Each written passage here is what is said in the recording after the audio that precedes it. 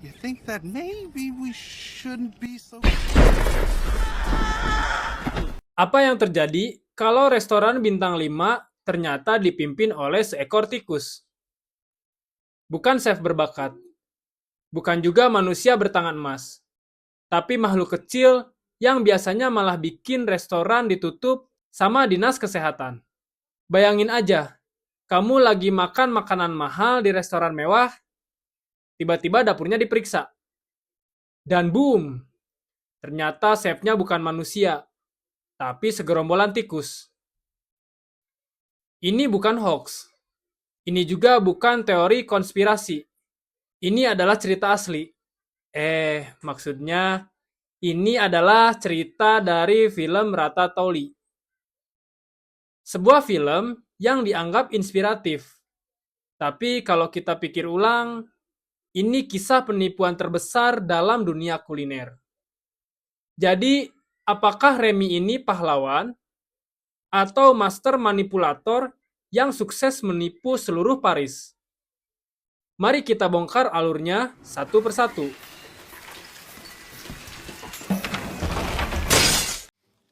Flour, eggs, sugar, vanilla bean. Oh, Remy bukan tikus biasa. Kalau tikus lain, hobinya nyari sisa makanan di tong sampah. Remy malah punya standar tinggi dalam makanan. don't eat that! Kebayang gak sih? Tikus-tikus lain udah kelaparan, tapi Remy malah kayak juri MasterChef. Ngomentarin makanan mereka kayak Gordon Ramsay. Tapi kelebihannya ada di penciumannya yang super tajam. That's right. Cleanerific. Poison checker. Cleanerino. Dia bisa membedakan bahan makanan yang bagus atau enggak. Sampai suatu ketika, saat Remy sedang menyelinap ke dalam rumah nenek tua yang sedang menonton TV sendirian, Remy melihat tayangan TV yang menayangkan acara memasak, yang dimana acara tersebut dipandu oleh chef terkenal. Remy merasa terinspirasi dan berimajinasi untuk membuat sebuah makanan dengan perpaduan bahan makanan hingga menciptakan rasa yang luar biasa. Setelah itu, Remy menemukan sebuah buku yang membuat dia makin terinspirasi untuk mencoba membuat resep makanan sendiri. Tapi masalahnya, Remy ini hidup di dunia yang sangat keras. Manusia benci tikus. Apalagi kalau tikusnya coba-coba masak di dapur mereka.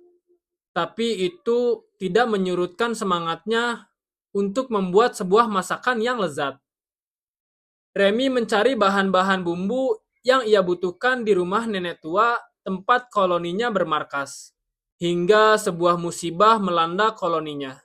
Ketika Remy dan sahabatnya kedapatan sedang menyelinap ke rumah nenek tua. Sehingga membuat nenek tua tersebut sangat marah dan berusaha memusnahkan koloni mereka. No, you'll lead us to the colony! Tapi akhirnya mereka bisa kabur dari nenek yang sedang mengamuk itu. Namun timbul masalah lain. Remy terpisah dari koloninya dan terdampar di Paris. Paris? All this time, I've been underneath Paris? Remy tersesat di depan restoran impiannya, Gustus. Restoran bintang 5 yang dulu terkenal, tapi sekarang nyaris bangkrut. Karena pemiliknya, Chef Gustu, meninggal dunia. Di sini Remy selalu berimajinasi dan seolah berbicara dengan Gustu. Tidak lupa juga ia selalu membaca bukunya sehingga ia selalu terdorong untuk menjadi seorang chef. Remy memberanikan diri untuk masuk ke restoran Gustus untuk belajar lebih dekat di dapur restoran mewah. Di saat yang sama, ada seorang pemuda cupu bernama Alfredo Linguini yang dapat pekerjaan di restoran itu sebagai pembuang sampah. Dan jujur aja ya, Linguini ini nggak punya bakat sama sekali dalam memasak. Tapi nasib berkata lain. Saat Linguini bikin kekacauan di dapur, tiba-tiba Remy tergerak untuk membantunya.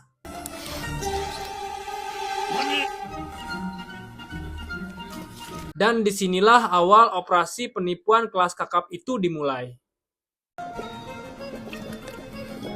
Saat kekacauan itu datang, namun berubah menjadi keuntungan karena masakan yang dibuat oleh Remy itu disukai oleh pelanggan. Tapi orang melihat itu adalah perbuatan Linguini.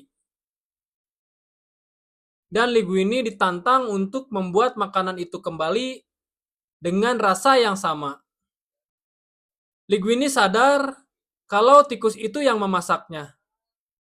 Dan daripada dilaporkan ke bosnya, dia malah memanfaatkan Remy untuk menyelamatkan pekerjaannya. Tapi masalahnya, gimana caranya tikus ngasih instruksi ke manusia? Remy pun menemukan cara paling gila. Mengendalikan tubuh Linguini dengan menarik rambutnya seperti joystick. Coba pikir baik-baik. Tikus ini literally main kontrol manusia. Bayangin, kalau ini kejadian di dunia nyata, lu lagi wawancara kerja, terus HRD bilang, "Maaf, Anda nggak kami terima. Soalnya CV Anda nggak dikendalikan tikus."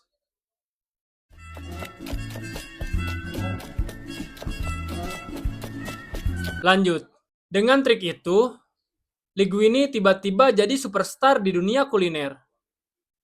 What? Namun bos restoran, Skinner, merasa terganggu dengan pencapaian itu. Dia merasa terancam posisinya akan tergantikan, dan mulai berusaha untuk mengintimidasi Linguini. Dan di situ pula muncul kecurigaan, gimana mungkin seorang pemula tiba-tiba jadi jago memasak dan menjadi superstar di dunia kuliner. Tanpa sengaja, Skinner beberapa kali melihat Linguini berinteraksi dengan seekor tikus dan berusaha membongkarnya. Tapi sebelum Skinner bisa membongkar rahasianya, dia malah dikerjai oleh Remy dan Linguini. Dan boom, restoran Gustu kembali naik daun. Skinner pun tersingkir dari restoran tersebut, dan bersamaan dengan itu, orang-orang datang berbondong-bondong buat nyoba masakan buatan Linguini. Tapi nggak ada yang tahu. Di balik masakan mewah itu, ada sekelompok tikus yang sebenarnya menjadi chef. You are Monsieur Linguini. Di tengah kesuksesan itu, datang Anton Ego, kritikus makanan paling ditakuti di Paris. Anton Ego ini bukan sembarang kritikus.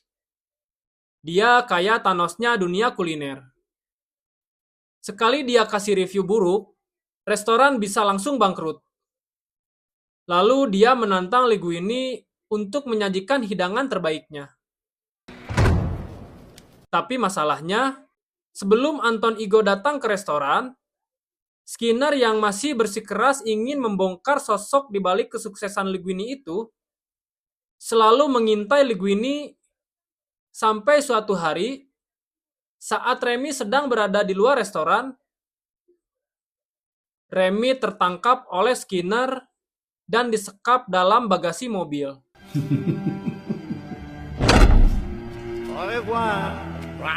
Tapi jangan remehkan tikus sekecil Remy.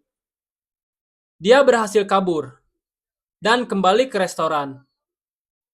Lalu meminta bantuan seluruh keluarganya. Dan disinilah terjadi salah satu momen paling absurd di dunia animasi. Ya, satu dapur restoran bintang 5 dikelola oleh tikus.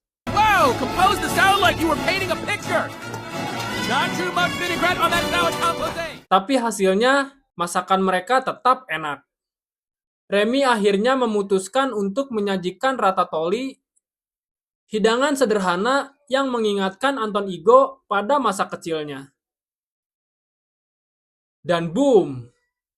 Anton Ego tersentuh dan memberikan review terbaiknya. Anton Ego sangat terkesan dan ingin bertemu dengan chefnya. Namun Anton Ego harus menunggu semua pelanggan meninggalkan restoran. Ketika Anton Ego tahu kalau chefnya adalah seekor tikus, dia tetap menerima kenyataan itu.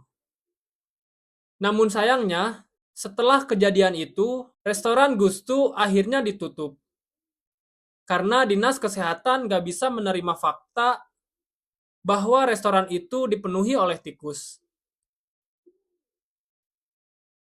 Tapi jangan sedih, karena Remy dan Linguini akhirnya bisa membuka restoran kecil yang lebih jujur, di mana semua orang tahu bahwa chefnya adalah seekor tikus. Apa sebenarnya makna film ini? Ratatouille mengajarkan kita bahwa siapa saja bisa masak, tapi mungkin tidak semua orang mau makan masakan buatan tikus. Jadi, apakah ini kisah inspiratif? Atau justru penipuan terbesar dalam sejarah kuliner? Dan pertanyaan terpenting, kalau kalian tahu restoran yang kokinya tikus, apakah kalian mau makan di sana? Coba komen di bawah. Kalau kalian suka video ini, jangan lupa like, share, dan subscribe buat alur cerita film lainnya. Sampai jumpa di video berikutnya. Bye-bye.